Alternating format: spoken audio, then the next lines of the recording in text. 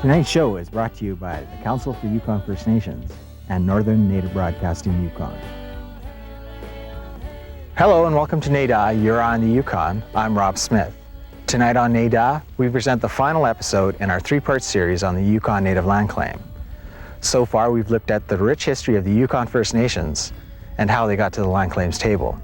Tonight, the final deal and some of the questions that it's raised. So sit back and join us on a long journey home.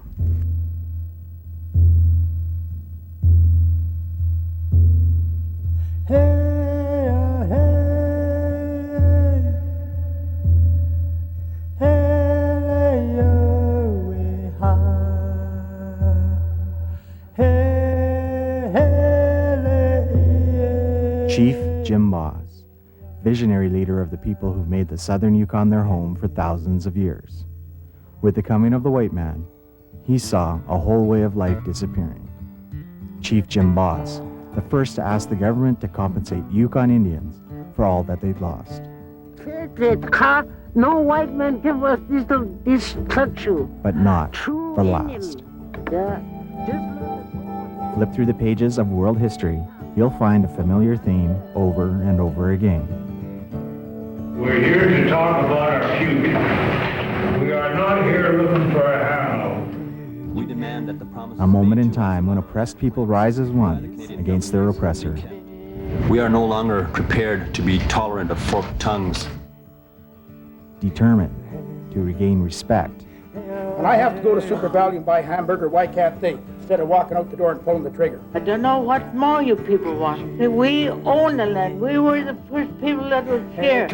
And restore dignity to their lives. For the Yukon's 8,000 First Nation people, that moment came on February the 14th in 1973.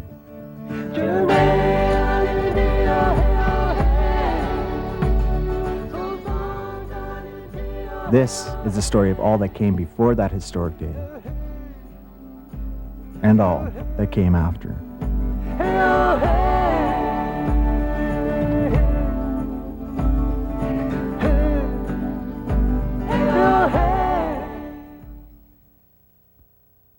Together today for our children tomorrow. Yukon Indians had never signed a treaty with the Crown. In fact, during the early part of the century, it had been illegal for them even to ask for compensation. Now they wanted to sit down with Ottawa and work out a deal for land, money, and power. When we have control over our own land, our own bank account, and our own program, then we will be able to really participate. And it seemed to me so interesting in its approach. Trudeau agreed to negotiate, and the bargaining began. Now holding up the document, the umbrella final agreement. But it would take another 20 years to reach a final agreement. A deal was nearly concluded in 1984. It included 20,000 square kilometers of land and $620 million over 20 years. The big compromise was that in exchange, Yukon Indians had to give up their Aboriginal rights. Some First Nations considered that far too high a price to pay, and at the 11th hour, during an assembly at Tagish, the deal collapsed.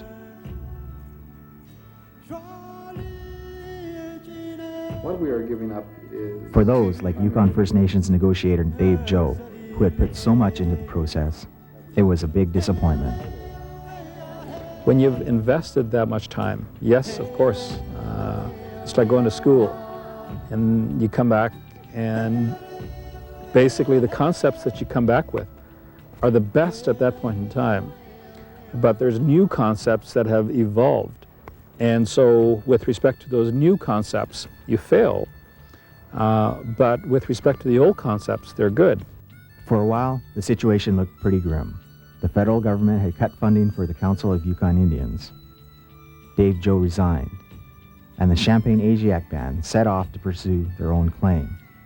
So there is a split and difficulty created for us is that our people wanted a land claims process within the Yukon that would reflect all elements that relate to Aboriginal rights.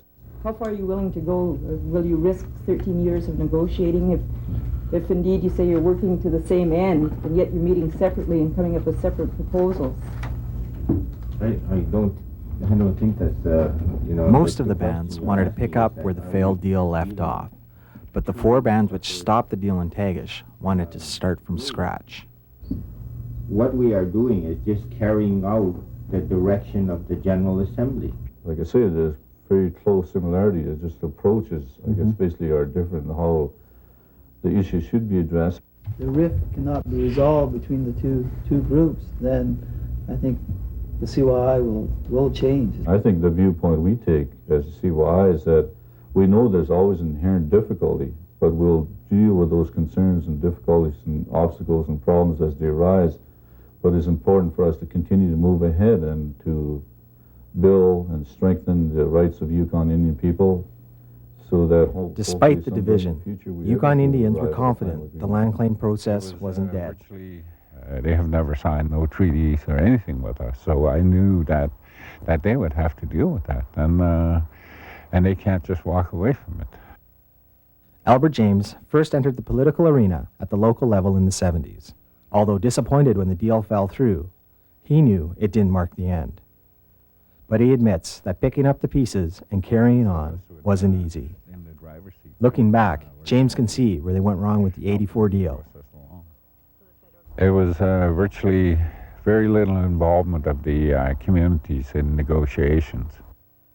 We've had some real struggles with our communities on that, especially when our community people negotiating for lands and resources within their traditional territory and having virtually little or no say into it because those negotiations were held somewhere in Ottawa, Vancouver, or somewhere else, and these people were left at home.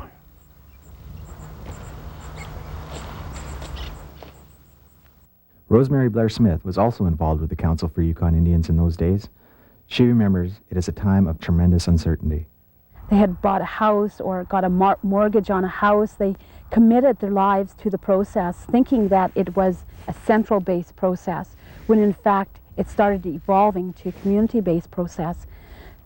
Scary for everyone, because it meant, what is going to happen to me now? We lost a lot of good people through the territorial government and the federal government that were part of the process. They went to other jobs. The federal government also changed hands that year. Canadians turfed out the Liberals and sent Brian Mulrooney and the Conservatives to Ottawa with a huge majority. Mike Smith, a former chair of the Council for Yukon Indians, says that worked in their favor. The government's position the latest position is that there would be a review process. The really major hurdles in land claims were covered when the Conservatives were in power, because they were really, could deal with those issues. Whereas Liberals were still busy with their white paper policy. Like Albert James, Smith says they saw where they'd gone wrong in the 1984 deal and were determined to change things this time around. Land claims was carried out strictly within CYI. It wasn't really didn't have the momentum in the communities. So after 1984, after the agreements fell apart, we started a whole new process that involved the communities and involved the community in actual negotiations of their lands and their resources and programs and so on. So we learned from that. One community they'd paid particular attention to was Mayo. The Nachanak Dun had been instrumental in killing the '84 deal. Nobody wanted to see that happen again. Crombie, at that time, was Minister of Indian Affairs. Chief Robert Hager says he was still a little leery of the whole process. They phoned me directly. He says, "We will follow your request of what you suggested to us. We want land claim funding to go to the community, and we want to negotiate it right in the community level." Barry Stewart was chosen by NDP territorial government leader Tony Pennicott to serve as his chief negotiator. I had really become very impressed with what Pennickett's government wanted to do and the direction they wanted to take.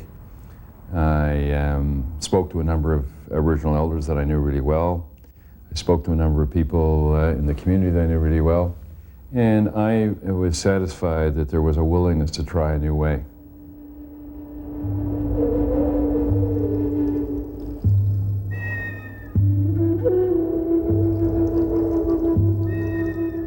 More input and more autonomy. That's what the Yukon chiefs wanted.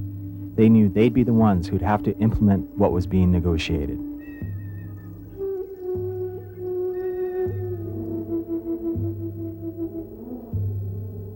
They were also spurred on by the Penner Report, which said that self-government may be possible. So the three parties went back to the negotiating table to begin a brand new round. Money from the federal tap, turned off when the deal fell through, began to flow again. There was a new spirit of optimism. When we embarked in 1985, forward was that there had to be self-government. Agreements as part of treaties, and of course there was a first minister's process in place that were dealing with these questions, and they failed, when we look back at it, and yet there was a commitment that if we were unable to reach an agreement with Canada and the provinces dealing with constitutional protection, then they would do it in treaty agreements. In December of 1986, yet another Diane minister would announce yet another land claims policy. It recognized Aboriginal title, which had been missing from previous policies, but self-government was still not included.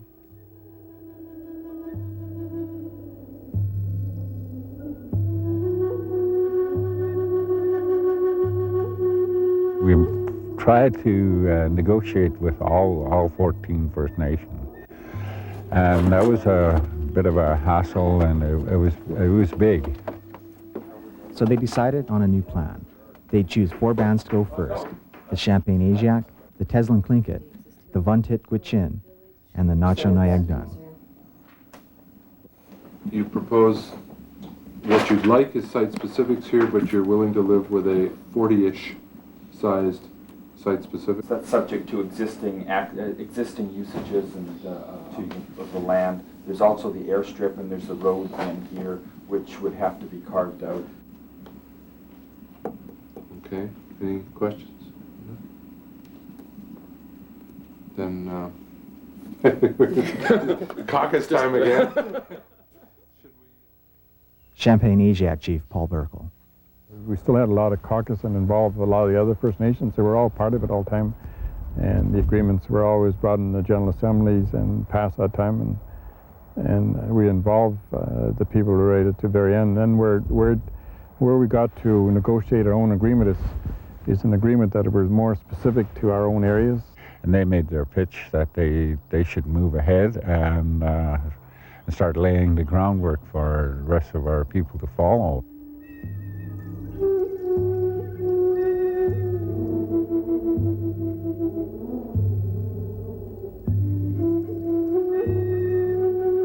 Within 2 years, negotiators had reached a framework agreement that included the retaining of Aboriginal rights on settlement lands. Where did he go after he said that now?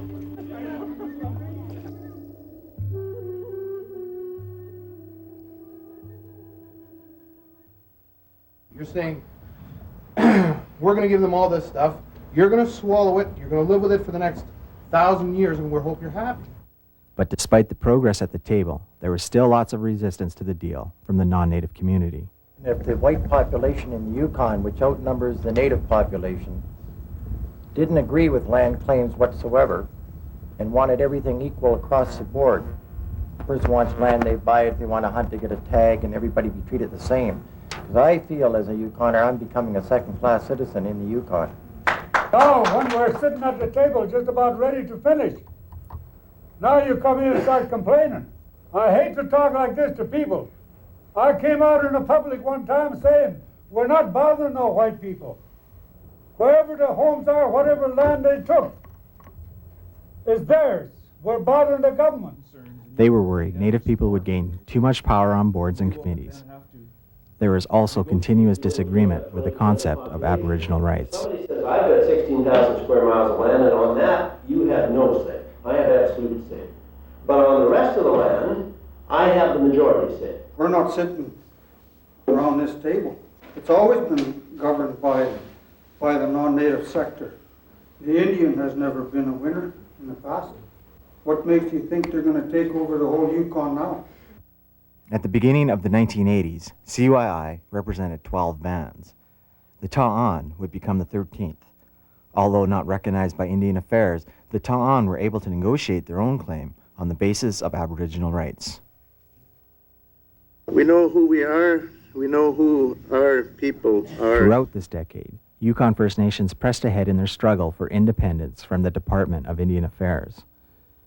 As the people learned their history and took new pride in their culture, they also began to question other aspects of their lives. We want to go back to our old band. Like the way they were represented We want to and make grouped. our own decisions, control our own destiny. Years earlier, the Department of Indian Affairs had joined separate First Nations together to make them easier to administer. It did this with no thought to language, culture, or even geography.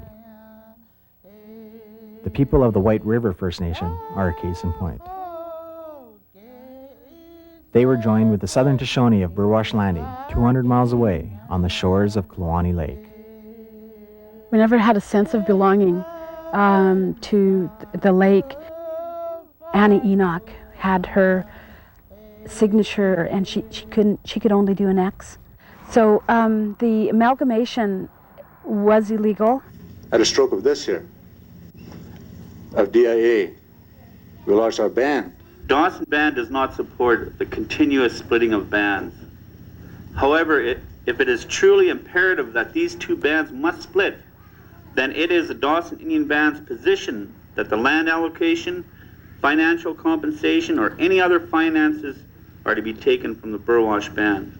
All this people, they're going to split up. The Crowcross, Tagish Kwan, if they want to split up, who's going to stop them? If one started, they're going to start, they're all going to go. They're going to go like that. Pretty soon we're going to have a lot of chief, no Indians. Are you prepared for a decision? The White River First Nation would become the 14th member of CYI. Motion is carried. The federal government also joined the Tagish and the Tlingit into the Carcross-Tagish First Nation. Members of the Taw and Quachin of Lake Labarge were joined with the Whitehorse Indian Band. This decision made no sense to Shirley Adamson, former leader of the Ta'an. She says regaining independent recognition from Native leaders was tough. There were a number of instances where our hereditary leadership were ignored by the contemporary leadership and said, "You're not an Indian band." So that was certainly impetus for us to say we don't have to be an Indian band. We have, other than the Dawson Indian Band, the Han people, we're the only First Nations people that have evidence that's acceptable to Canada of our long history and our long claim. These groupings were a source of tension throughout the 80s as Native people struggled to redefine themselves. That's not what the people wanted at the last GA. The Whitehorse Indian Band, now known as the Kwanlin Dun, has probably had the most difficulty. Excuse me, Diane, could I speak? Made up of people from the Marsh Lake and Lake Labarge areas, it also became a melting pot for Indian people from around the territory who gravitated toward the capital for jobs and education. This, we don't want you to go in there. This we is want your your office. resignation as a This is your chief. office. Well, we're pushing for a re-election because we don't feel that the chief... Its journey to rediscover itself seems to be the hardest. Internal fighting dominates the First Nations agenda. Our respected elders of Kwanlin Dun have no say. They're still... If I can go to another First Nation, I can be treated a lot better than I am treated with my own First Nation. I probably have more respect with other First Nations than I do in my own First Nation, because my own First Nation just looks at me with suspicion.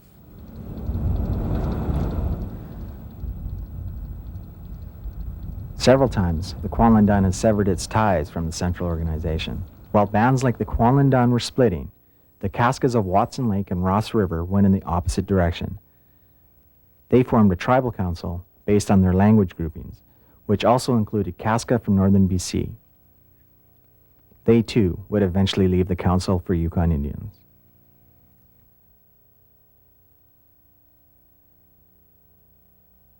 When our negotiators concluded the negotiation on the Yukon Indian land claims at 5:15 this morning, history was made for the Yukon. 1990, the three parties reached what's called the Umbrella Final Agreement.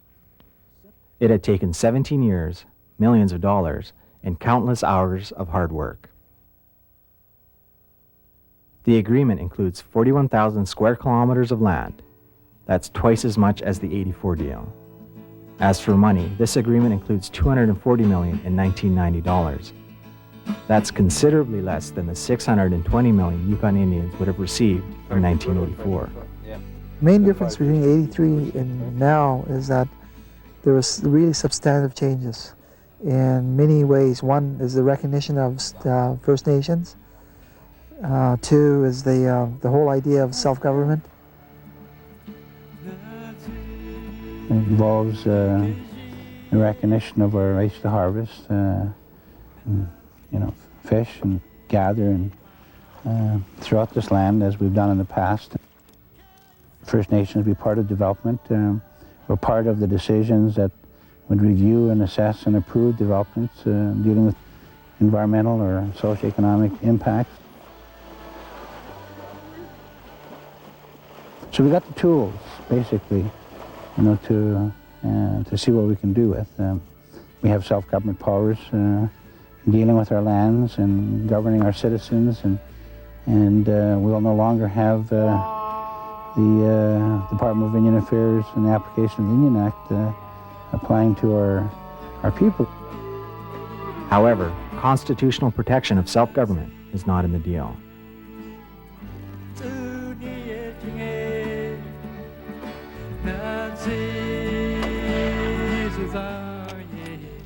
With the overall agreement in place, it was now up to the individual First Nations to negotiate their own deals. When the first four completed their biennial and self-government agreements, the deal would be considered done. Let's go on to the others. That would take another 3 years, but finally in May 1993, the historic land claims deal was signed, sealed, and delivered. It's been a long time.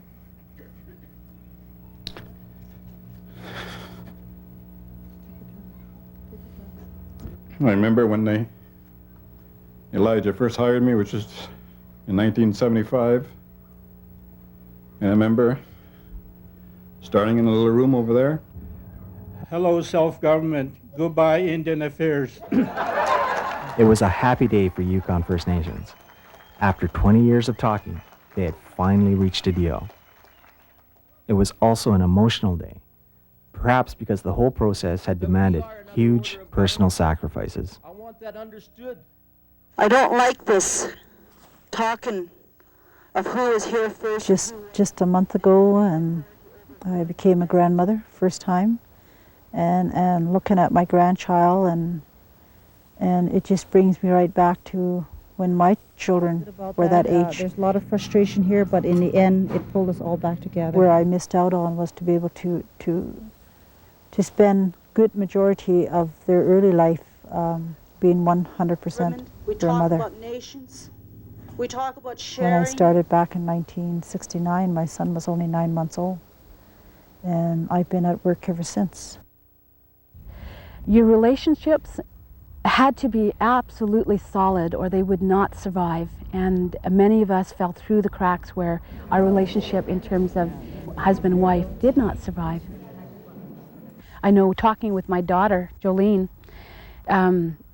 she talks about the time that I had to be away from home, the time that they needed me and I wasn't there.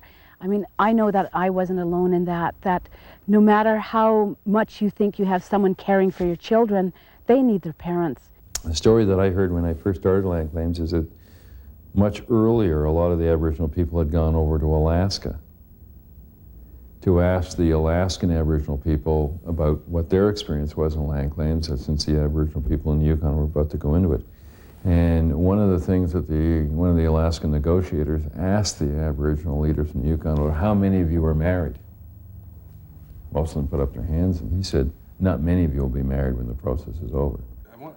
Some families were sacrificed at the land claim table. I paid it. Well, I don't have a family, you know, and I grew up probably flying all over the country, you know, dealing with other things and so on. I've never spent the amount of time I needed here, you know. I guess, but it had to be done. All the Yukon worked hard for us. And all our people, they've done a good job. Today, everybody is happy. But it wasn't long after the celebrations were over that the questions began. Was there enough land? The White River First Nation, which had just recently regained its band status, didn't think so. The 14 First Nations had only so much land to divvy up, and the White River First Nation felt shortchanged. Of any First Nation, we're probably the First Nation, White River First Nation, that feels the most sense of betrayal in this whole process, not only by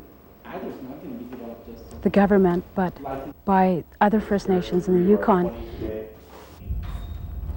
And that betrayal is beyond disbelief. When you look at 200 square miles and you wonder, you know, how you're going to, in the future, accommodate all your membership. I was so insulted by a leadership from another community that was connected to us through traditional boundaries, that told us, who are your people? It floored me because no one has ever questioned another community in that way. And it was like we were the poor second cousin, that we should be satisfied with what we got. Had they given up too much? Look, it's 20 years since the land claims started here in the Yukon, and in terms of our rights, I don't see any gain. In fact, we've lost. We did not agree with the extinguishment of Aboriginal rights. It's not a necessary condition for us to coexist. It appears to be a necessary condition for the feds to conquer us Indians, and this is why they extinguish our Aboriginal right. Some felt that the first four had greater advantages, that they'd set precedents for the rest, creating have and have not communities.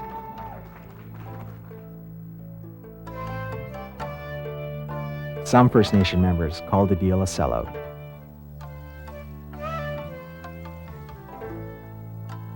There was 207,000 square miles within the Yukon Territory that the Aboriginal people say it's ours. We've never given up our title, we've never surrendered anything, we've never taken a vote to give up any of those things, and so it's still ours.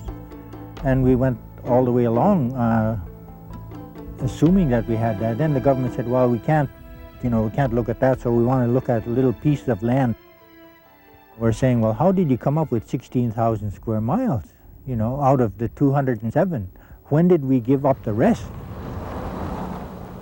There was also fear among some non-natives that too much had been compromised, that the First Nations had gained too much power.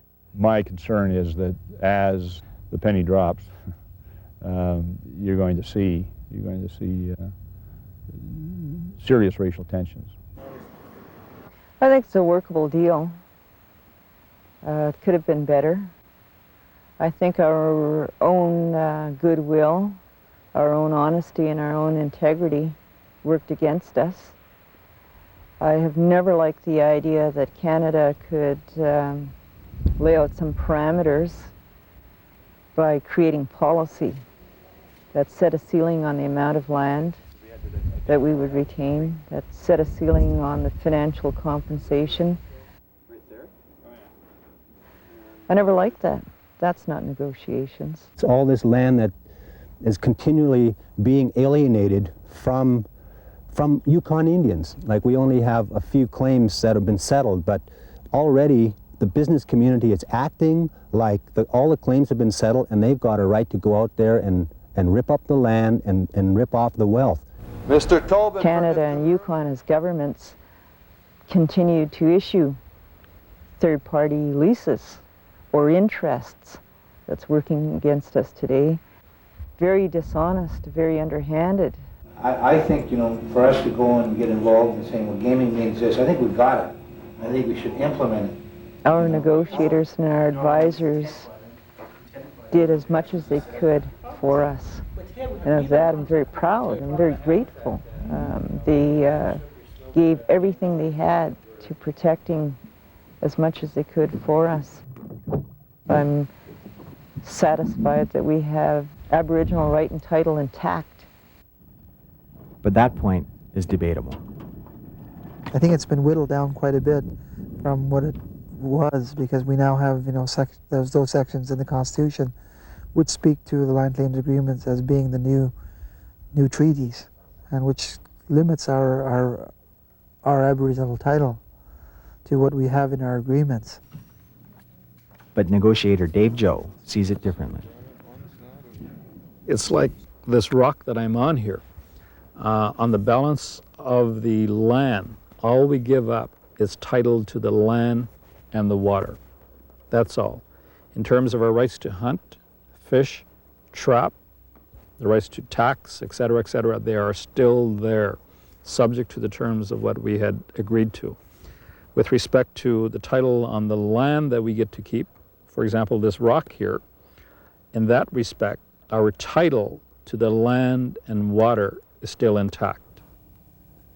Sam Johnson, the former chief of the Teslin First Nation, says it's not possible to reach a deal that will please everyone. It takes time to see the real fruits of anything. You've seen this draft before. And it's nice to see that our people that are doing the things that their forefathers has done, like to make their own decisions. In the future that our elders can give us some wisdom, and so we can. Although self-government is part of the land claims package, it is contained in a separate agreement. It bothers me a lot because I think that the need to protect the agreements, for my way of thinking, is to bind other governments to the conditions in those agreements. Because the self-government portion of our treaty is simply legislation. Legislation can be changed at any time without our involvement.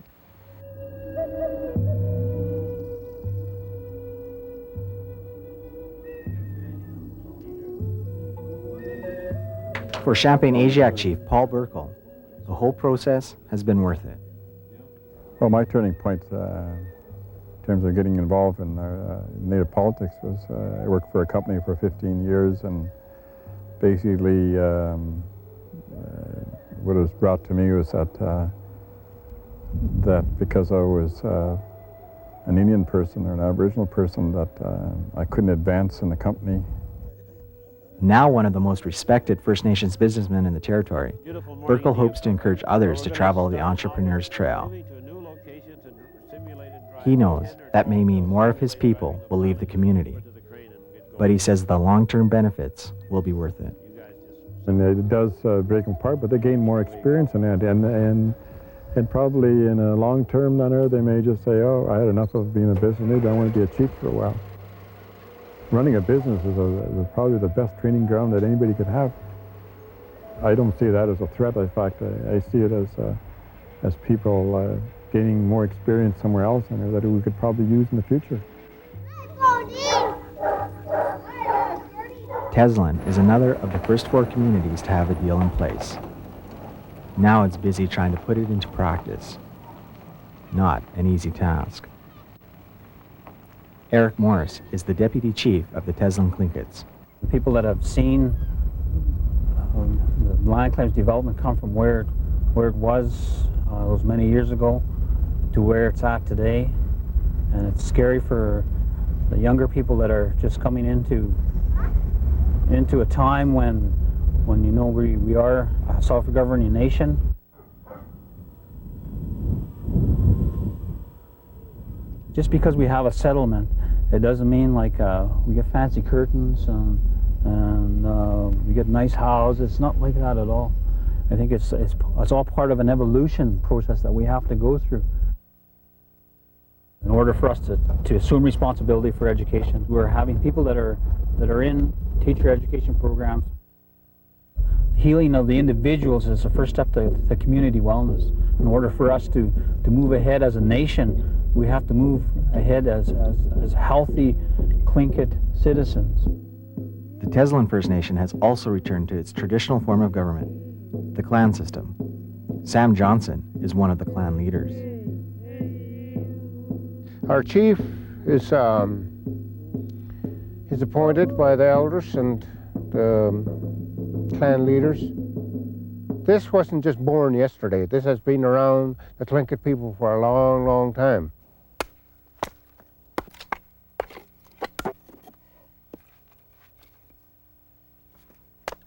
In fact, the whole concept of self-government is not going to fall into place easily. Albert Peter of the Notchunayagdun. I don't think there's a real recognition that we are another level of government and that we have jurisdiction. Part of it may be our own fault. We're not exercising it. We're not occupying the field.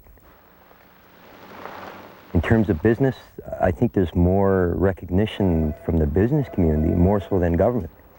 Now they recognize they have to deal with us, that we do have some influence over this territory and that we can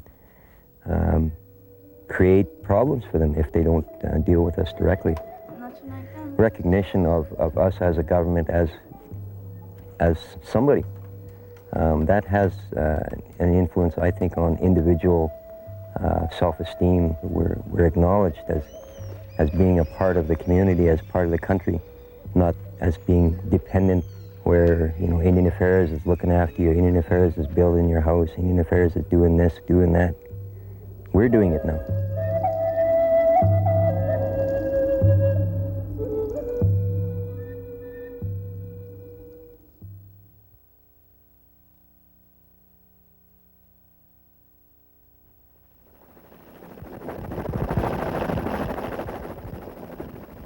In the community of Mayo, the Notchunayagdun are busy carving out the land they can now call their own.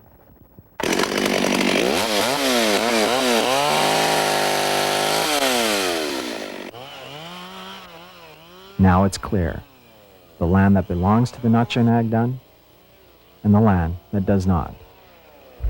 This is our land, we got wildlife, that's what makes our people. I believe with our self-government, we didn't get a good deal. It's like you coming into my house and then you take control and you tell me, okay, you can go live in the bathroom. That's all. When you come out of the bathroom, you have to come and speak to us. But the bathroom's yours, that's it. You can control the bathroom, but the rest of the house is mine. Well, gonna have to live with it. That's all I could say. The Notchunayagdun are also tackling the tougher social problems that plague their small community. They've set up an outpost program to help people learn their culture, language, and heritage.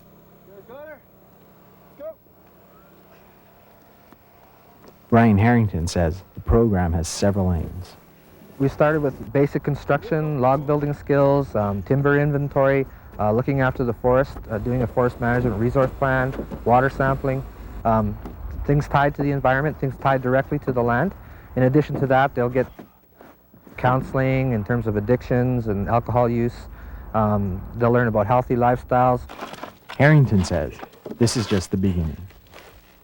While they're out there, they'll show an aptitude for what they want to be involved in or what they want to get training in.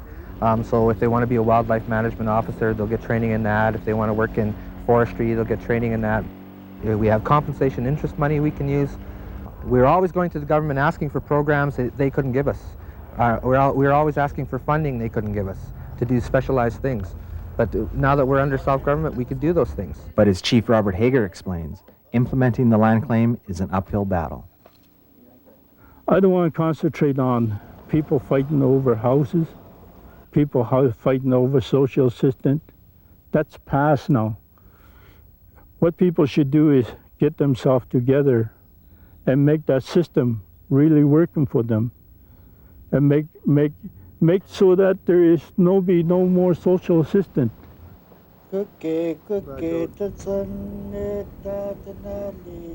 Vuntut Gwich'in of Old Crow, the Yukon's most northerly community, are also grappling with the new reality of land claims.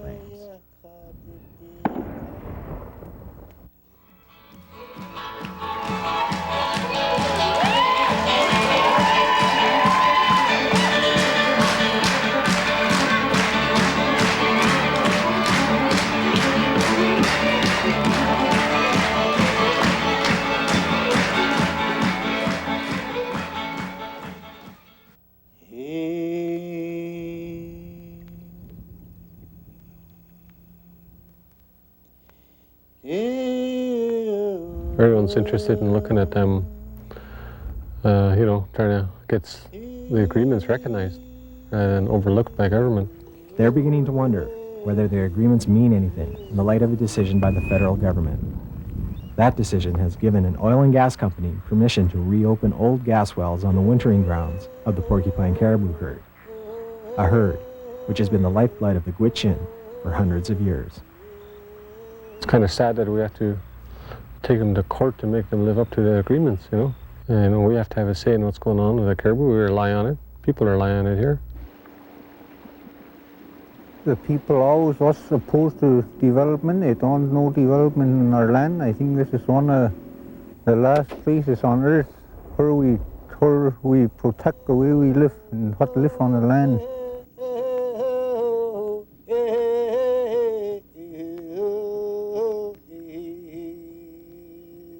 Judy Dingell, now the Yukon's commissioner, says everyone has a stake in making the deals work. So it's very important that the younger generations and the people that were all part of it continue to be part of it. And you might implement these agreements in various positions that you might hold.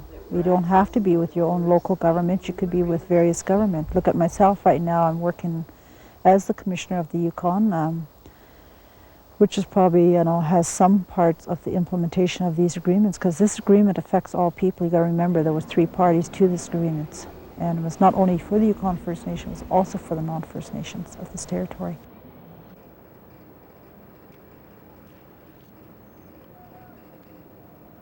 I liked what I heard this morning. So where does the Council of Yukon First Nations fit into this new order? How they went about ratifying Some people that. believe a central organization will always be needed. Others see it slowly fading away. I think that's The role of CYFN is defined, and it will always exist. The obligations contained within the umbrella final agreement to implement certain parts of the agreement will ensure that CYFN or a similar structure will always exist. But I think certainly the First Nations know that a central voice, a central political voice is critical. Robert Hager sees tribal organizations, which are based on language groups, playing a more important role. We as Northern Shoshone people got together. We want to run our justice ourselves. We want to run our education. I don't know of CYFN how long it's going to be around. Good afternoon, Jeff Nijak. Some people also have misgivings about the self-government agreements and how that will actually play out. I think that having 14 different settlements within Yukon is really not something that I wanted to see. I always supported Elijah's idea of one settlement for the territory. I think now the First Nations are finding that when they leave their respective territory, suddenly they've left their rights behind. At one time, if you were a First Nation person in Yukon, you were a First Nation person wherever you went. We ended up splitting up our people considerably. How we ever achieve full unity again is a real question. I would find it very difficult in a small area of 30,000 people if under the self-government agreements we split up again into separate educational systems, separate health and welfare system. I don't think that would be a wise use of settlement money. Although there are serious questions about the deal, it has had many positive effects as well. The agreements are based on mutual respect and recognition by different levels of government. So the future generations that are here hopefully will have a stronger community that's not based on race. It helped me to become a very proud Yukon First Nation. And it's also made me to take more responsibility that as a woman, I have a responsibility here to learn my language and to teach my children. Because once you start to learn your language, you will understand the cultural and the traditional law that used to govern our people. Indian, Damge, Quini. You know, we've got a lot of people that are educated, got a lot of lawyers now as a result of the process, and people that have experience in dealing with governments and dealing with business and dealing with all sectors. Considered once again for the 1994 graduates. And we look back at the last 20 years, and when I look towards the future, you know, it's going to be a lot better than what it has been in the past.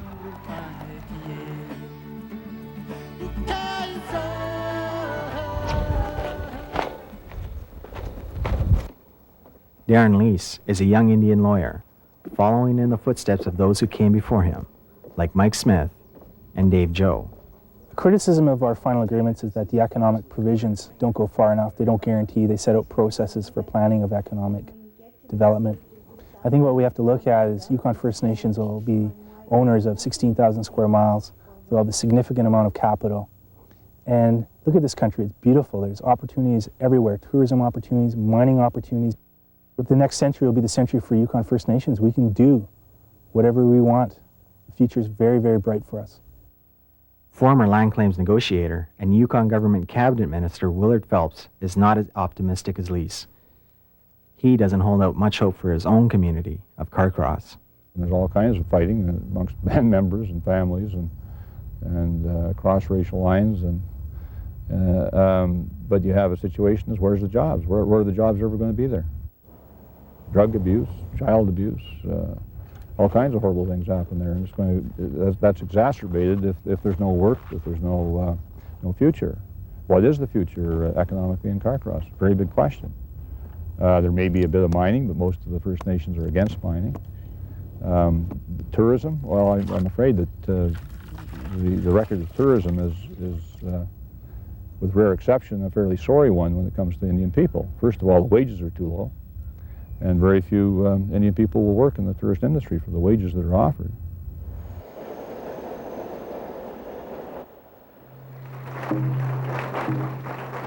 One of the fundamental obstacles for Yukon First Nations are to ensure that we have adequate people to implement our self-government agreements and run our governments, be our administrators, be our doctors, our lawyers, our social workers, our teachers. It's an evolving thing that we build, a brick at a time, so to speak, and I think the agreements really are just the foundation, and it'll be the future generations that actually construct the house called self-government. There should be an expectation that our young people go to school, do well, are expected to go to university, college, technical school, come back and be productive members of their community. I really feel that. I feel that should be the expectation, that should be the norm, not the exception. My confidence is not in the contents of the agreements we've negotiated. My confidence is in our most important renewable resource, and that's our children. I hope that the jurisdictions and the authorities we've negotiated for them will put back their role as stewards of the land, and that they can make the land healthier.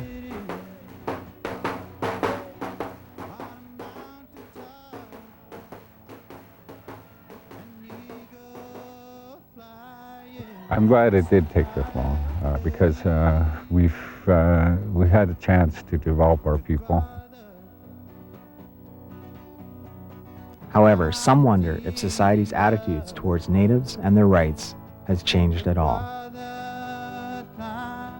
The group that were opposed to this claim process basically still are, but I mean now they sort of, I think, probably regrouped and will figure out a different way to get these Indians from getting too much power and getting too uppity. The fight for recognition is far from over. I think Canada wants to get out of the agreements. Certainly they know what they signed with us, and they're afraid of the recognition they've given to us. Canada has breached on a number of occasions, as has government of Yukon, conditions of the agreements that they've signed. Certainly the agreements that have been negotiated in the Yukon are the high water mark. All other First Nations want what we have. In fact, the people in Quebec, the French people, want what we have. We're a force to be reckoned with. We'll continue to be a force to reckon with. We're going to stay here. We're not going to go away. We're not going to the Okanagan Valley when we retire. So, in that sense, people would have to be pretty stupid not to recognize that we as Native people have some kind of place here.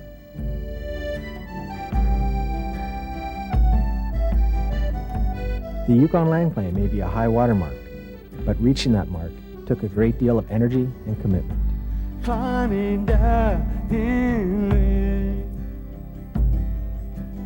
However, with the help of the elders and their wisdom, Yukon Indians have established a strong starting point to ensure the survival, to enable the people to heal and grow, and build vibrant communities. That'll be the real legacy of our land claims agreements, is the fact that it's made our people strong, filled them with pride, and given them hope for the future.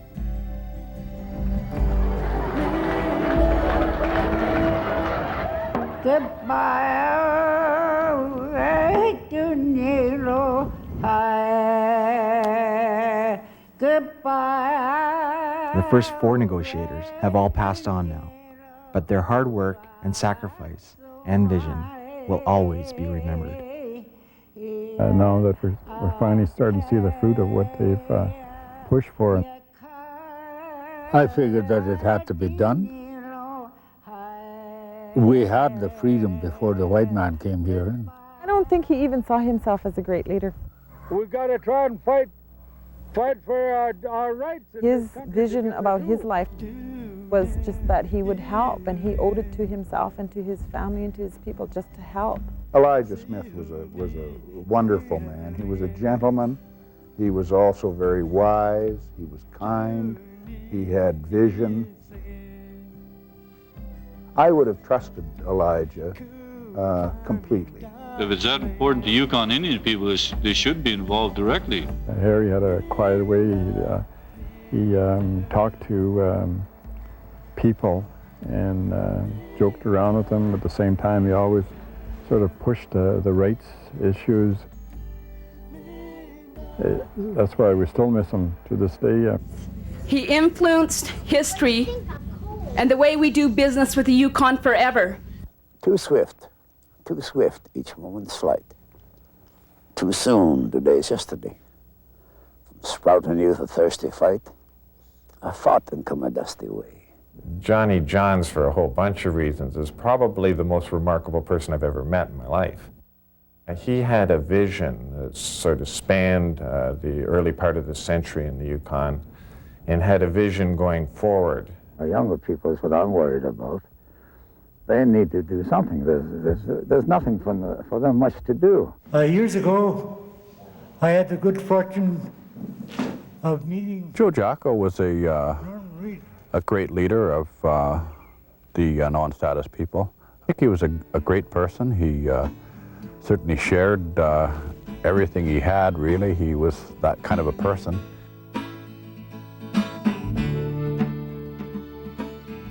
There has been a real and a profound and a meaningful revolution taken place here.